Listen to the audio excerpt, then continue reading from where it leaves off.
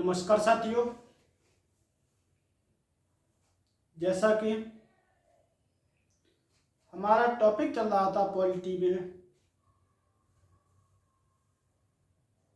प्रस्तावना। तो प्रस्तावना में कल जो हुआ था उसमें देखा था हमने कि 42वें संविधान संशोधन अधिनियम द्वारा संविधान में 3 नए शब्दों को जोड़ा गया। जो 3 नए शब्द जोड़े गए थे उनमें देखा था हमने समाजवादी, पंथनिरपेक्ष व अखंडता। तो ये हमारे 3 नए शब्द जोड़े गए थे 42वें संविधान संशोधन के द्वारा। उसके बाद जो हमने देखा था वह था प्रस्तावना।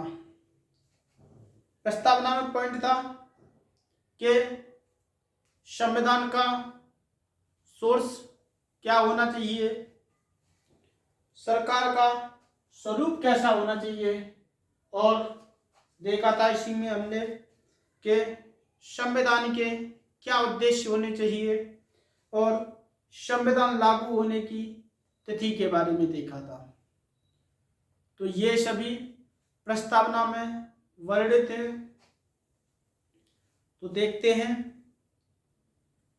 जैसा कि हमारा टॉपिक था कल, जो अंतिम बिंदु था वह था प्रस्तावना।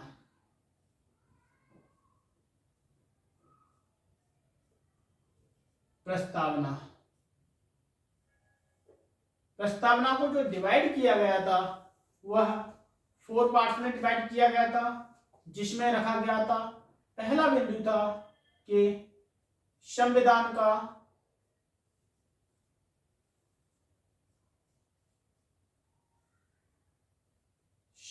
का स्रोत क्या होना चाहिए, संविधान का सोर्स। और दूसरा बिंदु था कि सरकार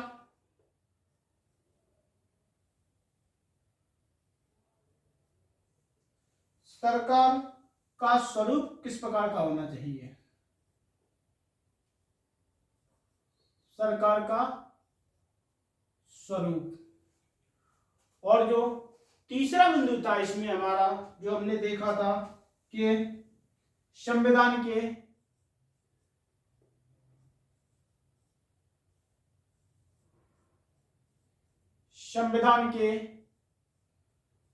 उद्देश्य क्या है।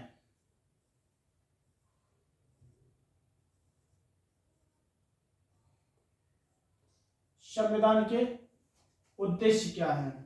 और जो अगला बिंदु है वह था कि संविधान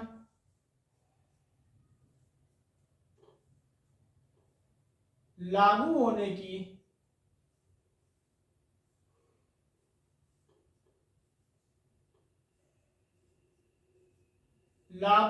की तिथि।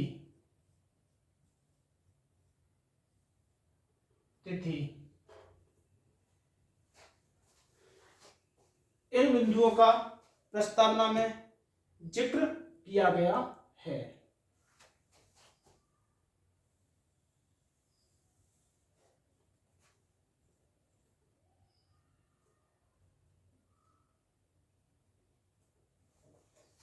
इसमें देखते हैं, जो पहला बिंदु है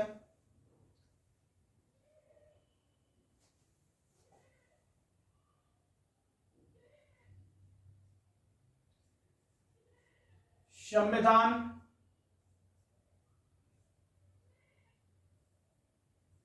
का स्रोत क्या है। पहला है संविधान का स्रोत क्या है। इसमें देखते हैं हम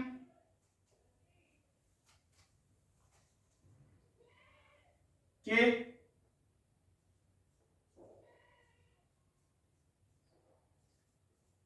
प्रस्तावना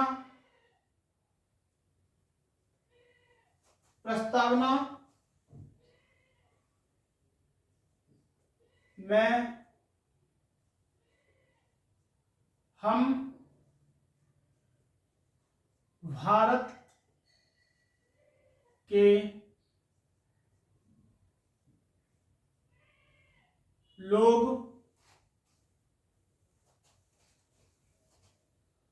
भारत के लोग जैसे शब्दों का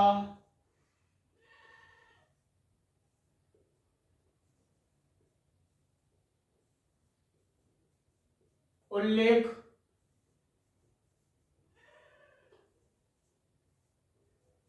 है। प्रस्तावना में हम भारत के लोग भारत को संपूर्ण प्रभुत्व संपन्न तथा जो प्रस्तावना है हमारी वो सभी बिंदु इस जैसे शब्दों का उल्लेख है, अर्थात सभी बिंदुओं को प्रस्तावना में रखा गया है। इस शब्दावली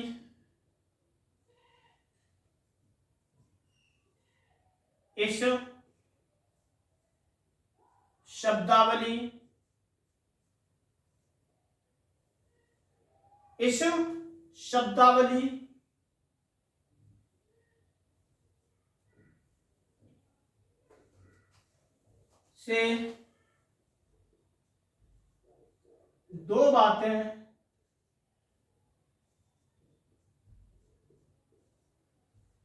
दो बातें स्पष्ट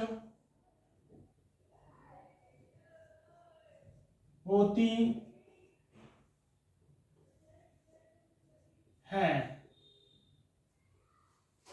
इस शब्दावली से दो बातें स्पष्ट होती हैं। पहला जो है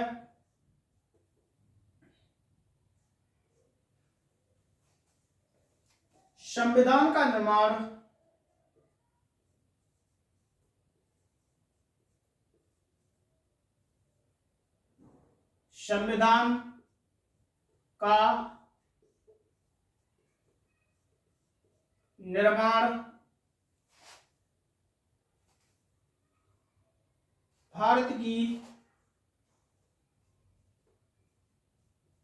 भारत की जनता ने किया है।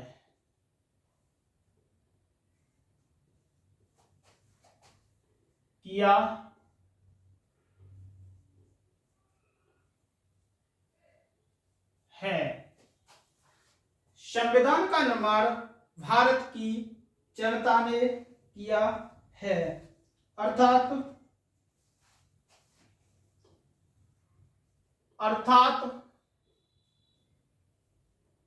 भारत की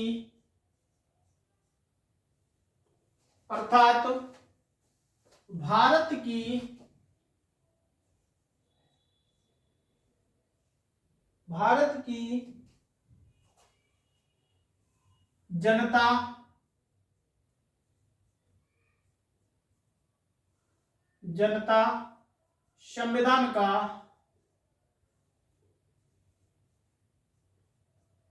संविधान का स्रोत है।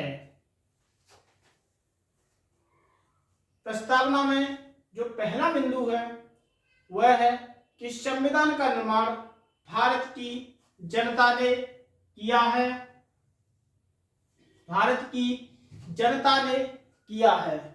अर्थात भारत की जनता संविधान का स्रोत है। और जो अगला बिंदु है वह है भारत में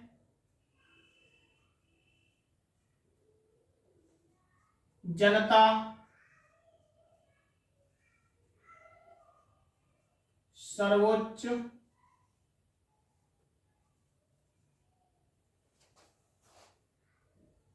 है।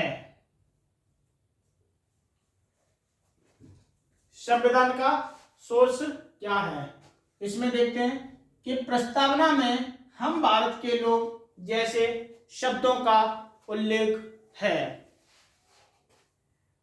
इस शब्दावली से दो बातें स्पष्ट होती हैं, अर्थात हम भारत के लोग से तात्पर्य है कि संविधान का निर्माण भारत की जनता ने किया है, अर्थात भारत की जनता संविधान का स्रोत है। और दूसरा बिंदु है कि भारत में जनता ही सर्वोच्च है।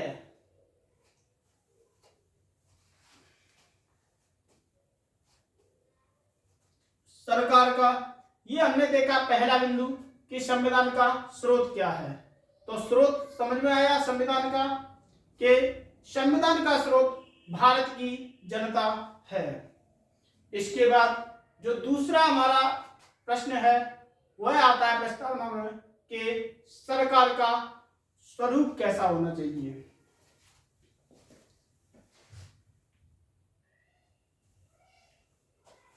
तो इसका जो दूसरा बिंदु है वह है कि सरकार का स्वरूप कैसा होना चाहिए, उसके बारे में देखते हैं।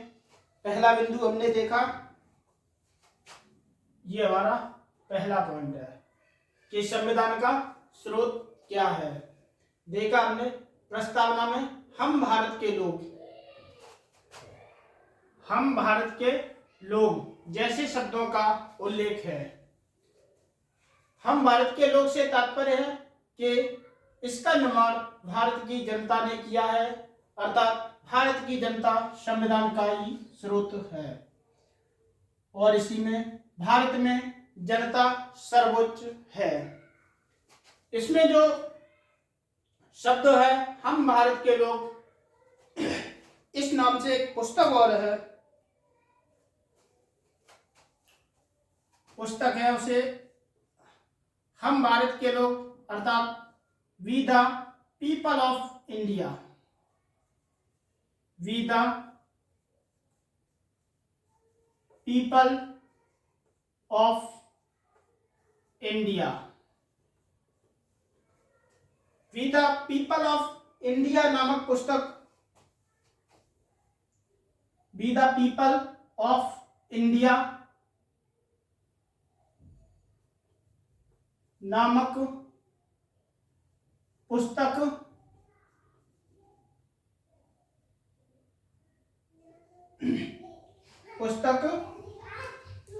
नानी पालकीवाला ने लिखी है। नानी पालकीवाला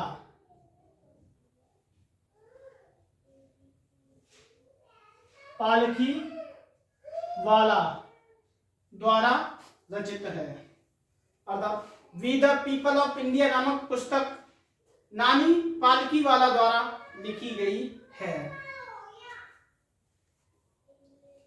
इसके बाद जो हमारा दूसरा बिंदु है वह है सरकार का स्वरूप कैसा होना चाहिए। तो दूसरे बिंदु को देखते हैं।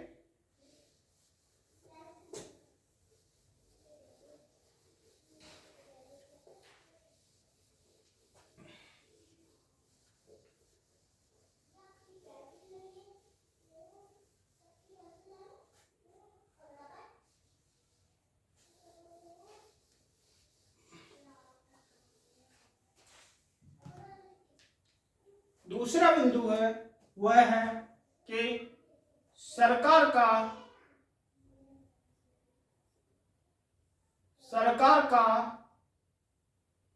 स्वरूप, सरकार का स्वरूप क्या है, क्या है। पहला बिंदु हमने देखा था कि संविधान का स्रोत क्या है, उसी में दूसरा बिंदु है वह है सरकार का स्वरूप किस प्रकार का होना चाहिए।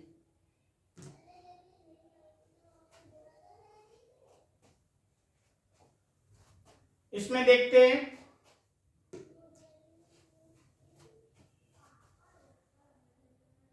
पहला बिंदु है इसमें प्रभुत्व संपन्न,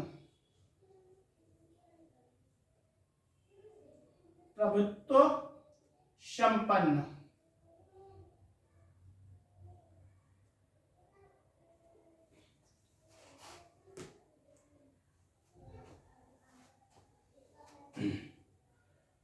भारत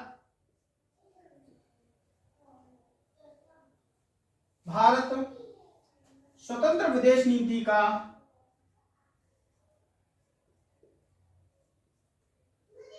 स्वतंत्र विदेश नीति का विदेश नीति का अनुसरण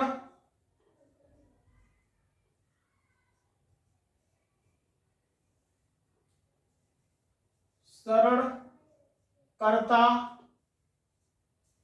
है। प्रभुत्व संपन्न से तात्पर्य भारत स्वतंत्र विदेश नीति का अनुसरण करता है।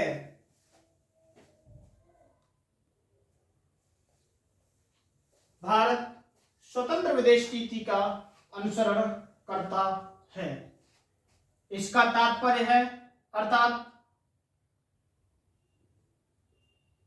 अर्थात यह कहा जा सकता है कि भारत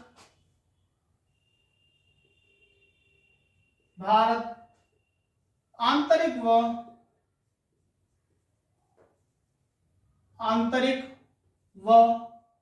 बाह्य मामलों में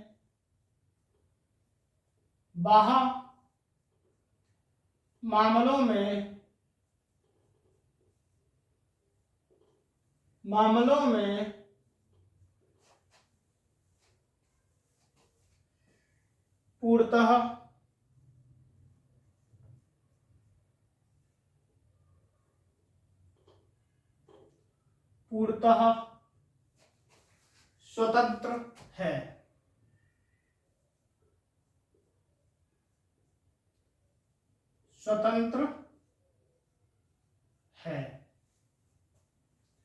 प्रभुत्व संपन्न से तात्पर्य भारत स्वतंत्र विदेश नीति का अनुसरण करता है। स्वतंत्र विदेश नीति से तात्पर्य होता है कि भारत आंतरिक व बाह्य मामलों में पूर्णतः स्वतंत्र है। इसके बाद जो दूसरा बिंदु है वह है समाजवादी।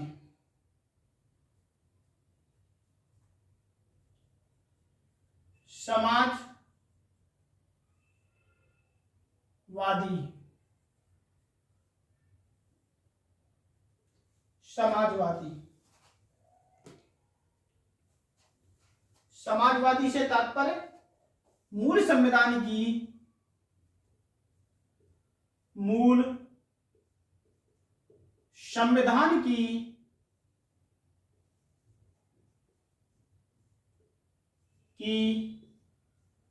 प्रस्तावना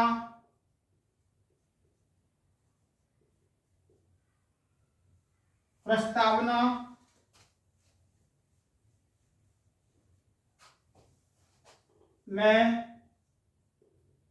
यह शब्द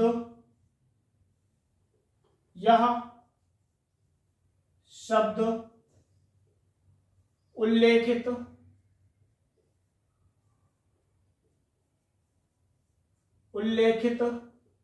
नहीं था। मूल संविधान की प्रस्तावना में यह शब्द उल्लेखित नहीं था। 42वें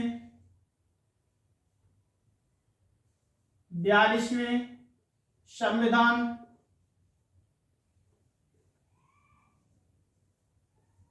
संविधान संशोधन द्वारा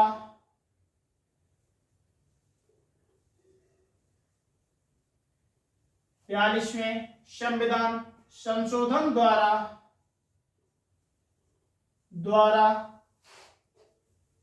इसे जोड़ा गया।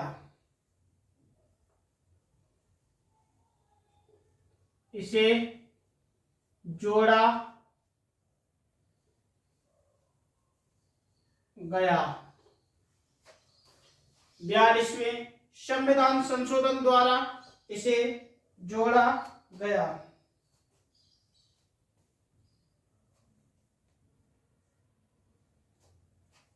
इसका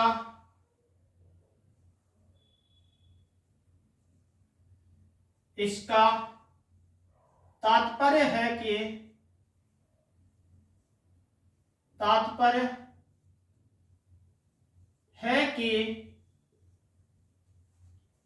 इसका तात्पर्य है कि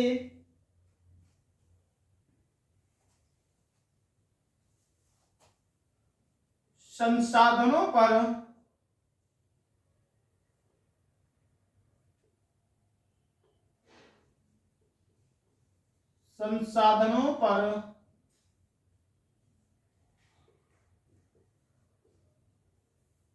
सरकार का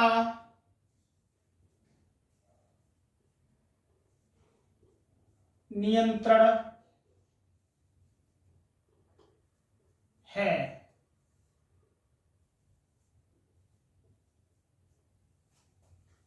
इसका तात्पर्य है कि संसाधनों पर सरकार का नियंत्रण है।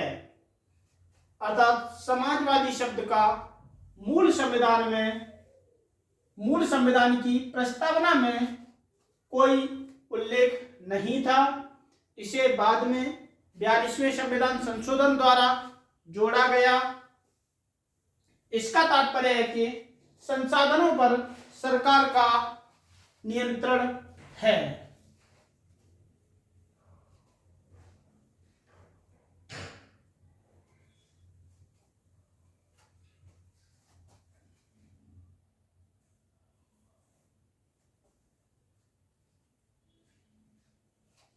इसके बाद आता है पंथ निरपेक्ष।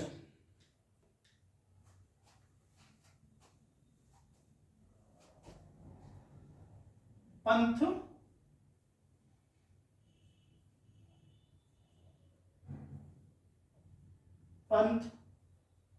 निरपेक्ष।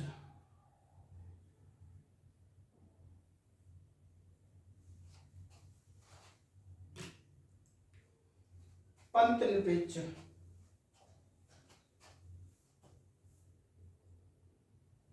मूल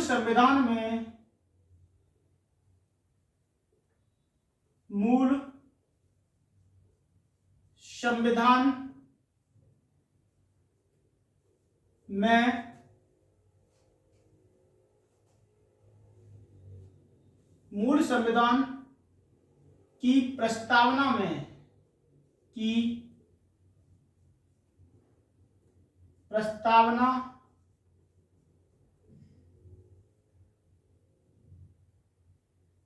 में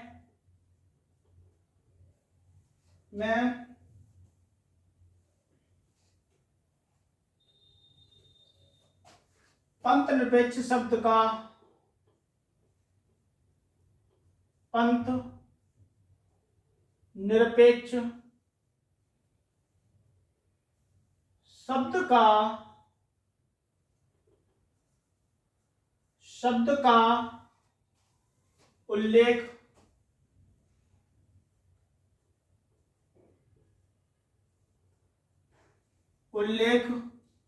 नहीं था।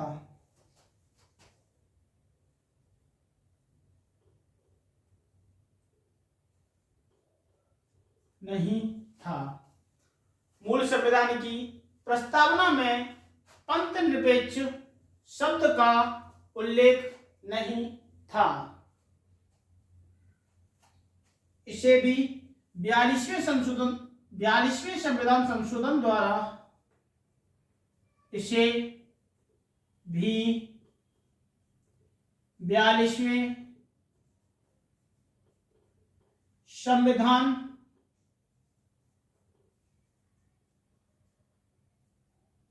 संशोधन द्वारा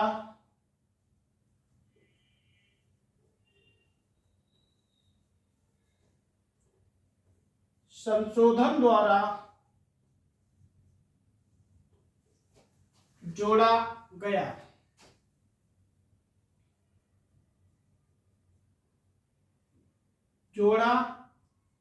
गया।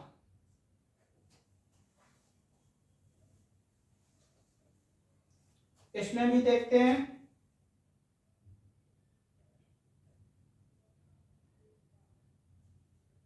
इसमें नोट लिखते हैं, पंथ निरपेक्ष से तात्पर्य, यह भी मूल संविधान की प्रस्तावना में पंथ निरपेक्ष शब्द का उल्लेख नहीं था। इसे भी 42वें संविधान संशोधन द्वारा जोड़ा गया। पंथ निरपेक्षता का अर्थ होता है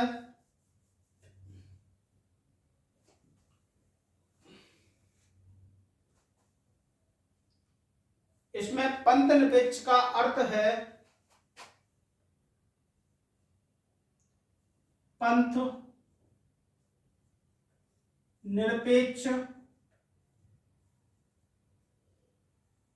पंथ निरपेक्षता का अर्थ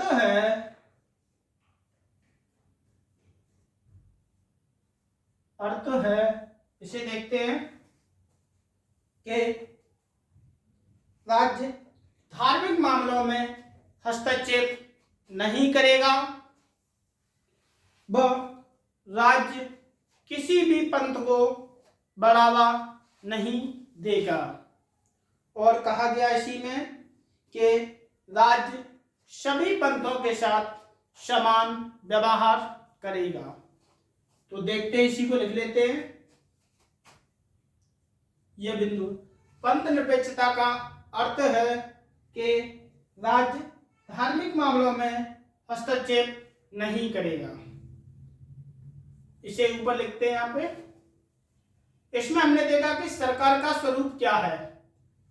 सरकार के स्वरूप में प्रथम देखा यहाँ पे प्रभुत्व संपन्न से तात्पर्य होता है कि भारत आंतरिक एवं बाह्य मामलों में पूर्णतः स्वतंत्र है, अर्थात भारत स्वतंत्र विदेश नीति का अनुसरण करता है। इसके बाद देखा समाजवादी, तो समाजवादी में मूल संविधान की प्रस्तावना में यह शब्द उल्लेखित नहीं था, लेकिन 42वें संविधान संशोधन द्वारा इसे जोड़ा गया और कहा गया कि संसाधनों पर सरकार का नियंत्रण है। इसके बाद पंथ निरपेक्ष से तात्पर्य, यह भी मूल संविधान की प्रस्तावना में नहीं था, लेकिन इसे भी 42वें संविधान संशोधन द्वारा जोड़ा गया।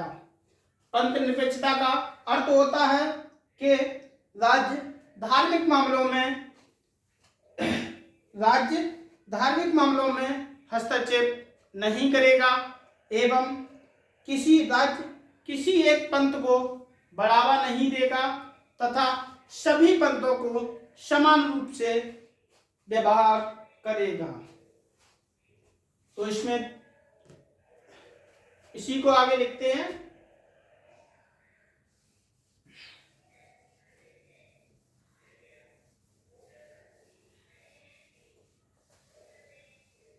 इसमें जो तीसरा बिंदु हमारा चल रहा है पंथ निरपेक्ष में ही देखते हैं।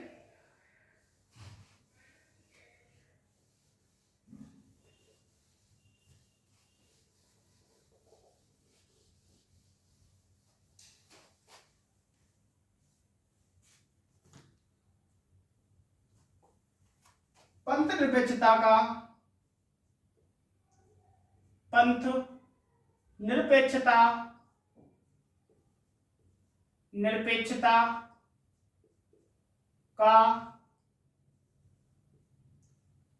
निरपेक्षता का अर्थ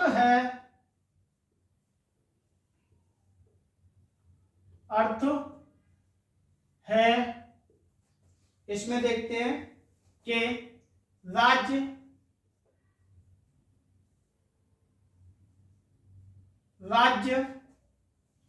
धार्मिक मामलों में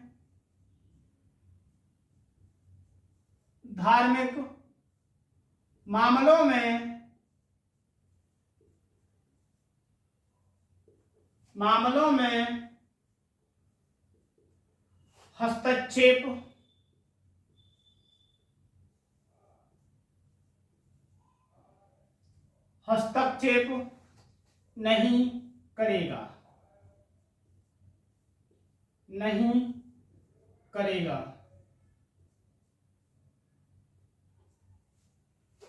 पंद्रहवें का अर्थ है कि राज्य धार्मिक मामलों में हस्तक्षेप नहीं करेगा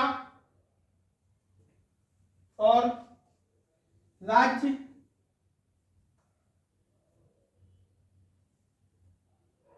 राज्य किसी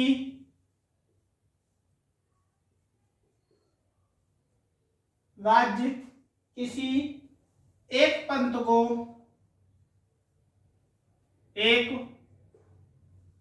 को बढ़ावा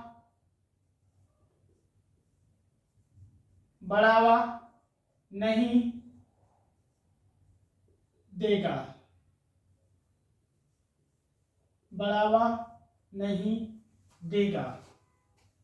और जो इसमें हमारा तीसरा बिंदु है वह है राज्य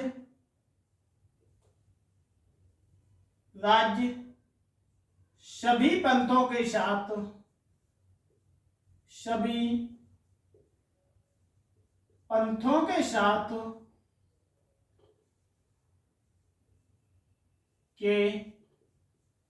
साथ समान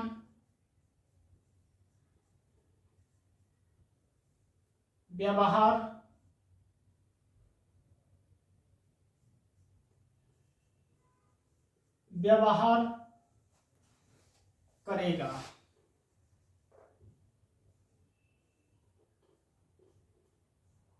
करेगा। अंत में विचता में हमने देखा कि राज्य धार्मिक मामलों में हस्तक्षेप नहीं करेगा और दूसरा किसी एक पंथ को बढ़ावा नहीं देगा और राज्य जो है वह सभी पंथों को समान रूप से व्यवहार करेगा।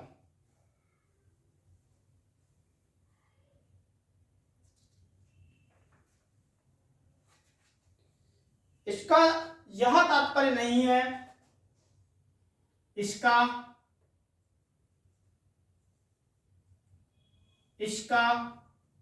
यह तात्पर्य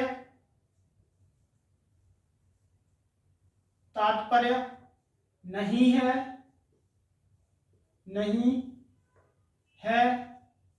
कि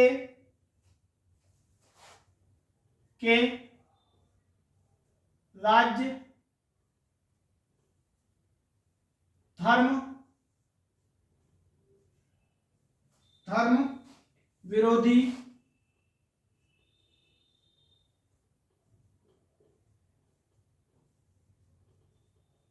धर्म विरोधी नहीं है।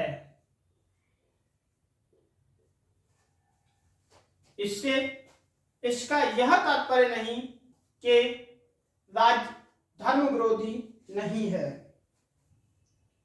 अर्थात राज्य किसी भी धर्म को बढ़ावा नहीं देगा, वह सभी धर्मों को समान रूप से देखेगा। इसमें देखते हैं हम आगे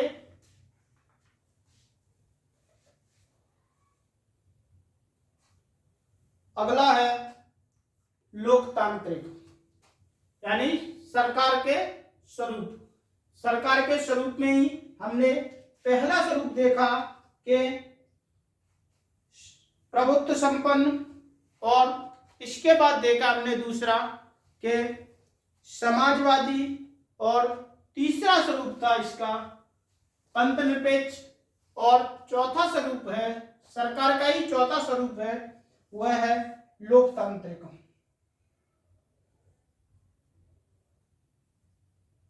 लोकतांत्रिक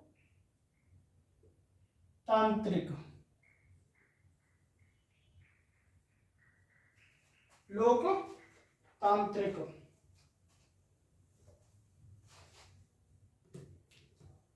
इसमें देखते हैं हम लोकतांत्रिक, यह चौथा बिंदु है।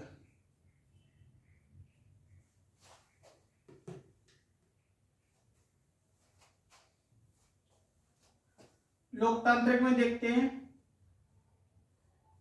जनता का जनता द्वारा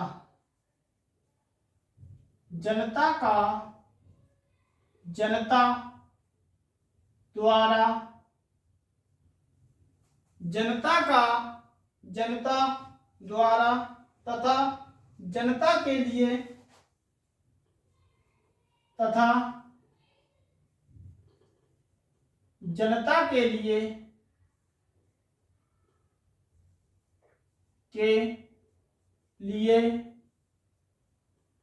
शासन।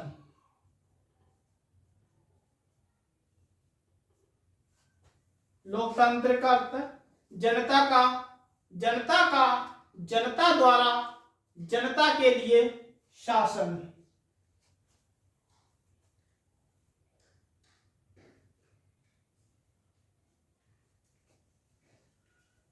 जनता द्वारा तथा जनता के लिए शासन,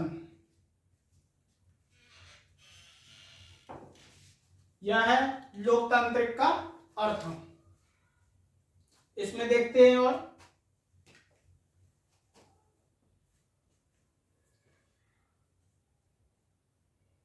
भारत में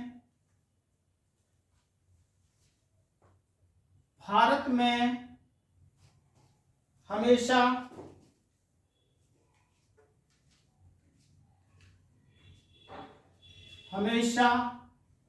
मत के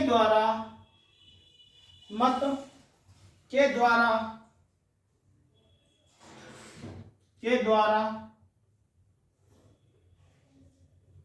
सत्ता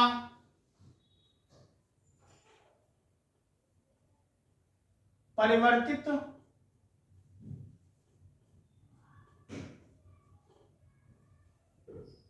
हुई है। भारत में हमेशा मत के द्वारा सत्ता परिवर्तित हुई है।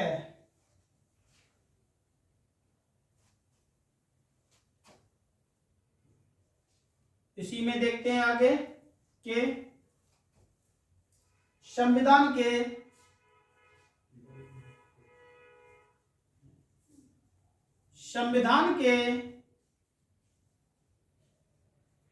लागू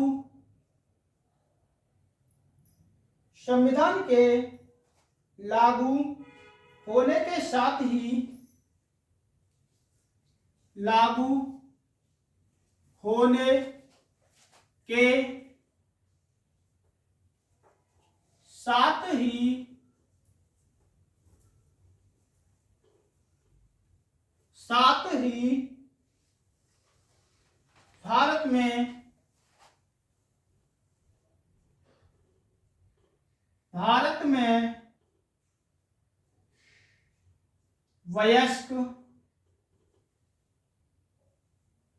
भारत में वयस्क मताधिकार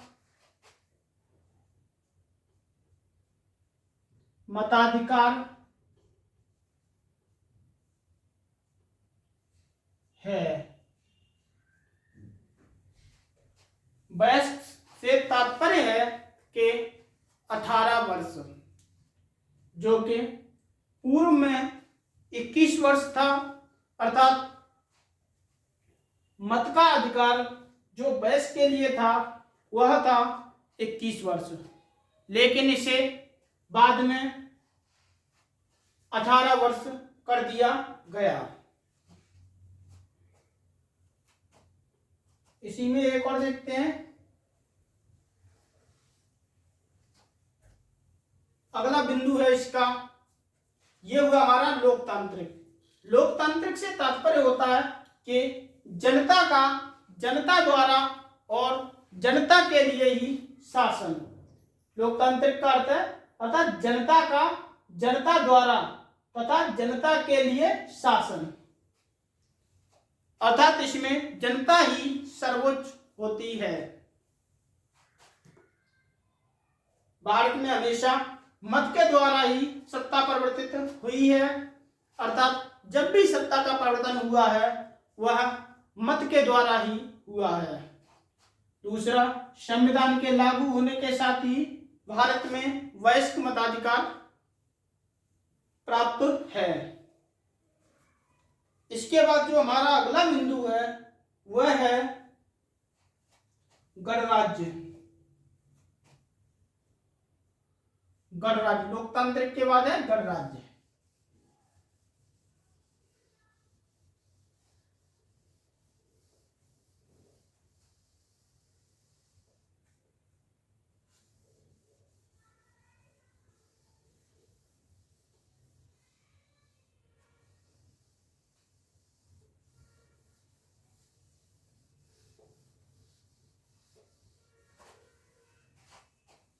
इसमें जो हमारा पांचवा बिंदु है वह है गणराज्य।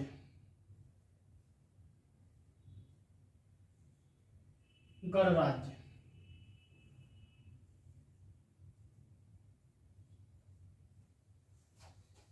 गणराज्य में देखते हैं।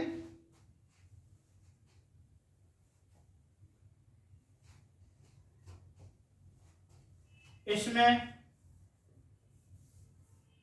देश का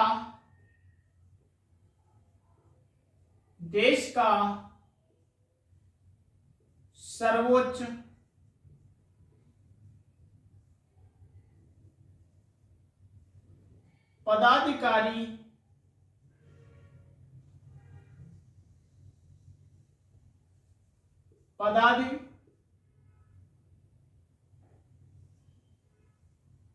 पदाधिकारी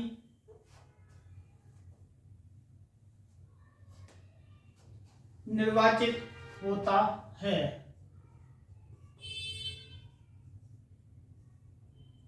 निर्वाचित होता है। देश का सर्वोच्च पदाधिकारी निर्वाचित होता है।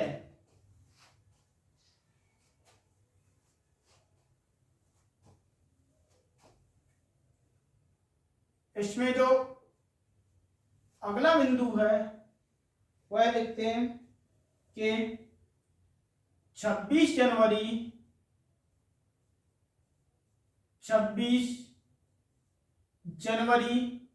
1950 को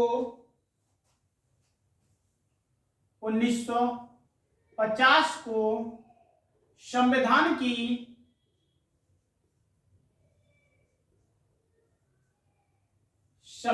की प्रस्तावना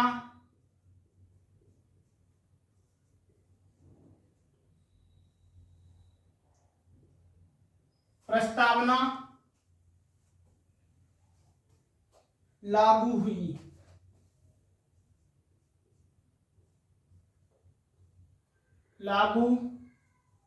हुई।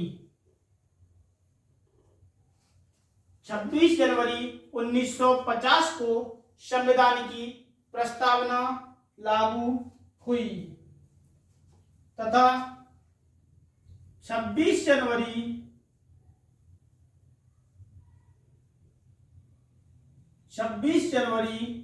1950 को ही 26 जनवरी 1950 से ही भारत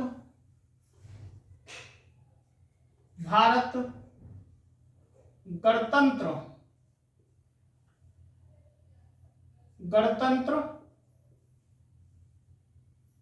राष्ट्र बना।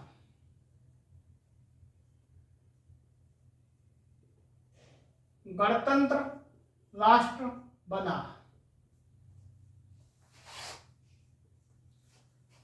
26 जनवरी 1950 को संविधान की प्रस्तावना लागू हुई तथा 26 जनवरी 1950 से ही भारत गणतंत्र बना।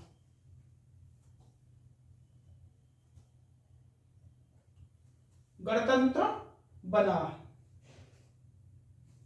तो आज के लिए इतना ही।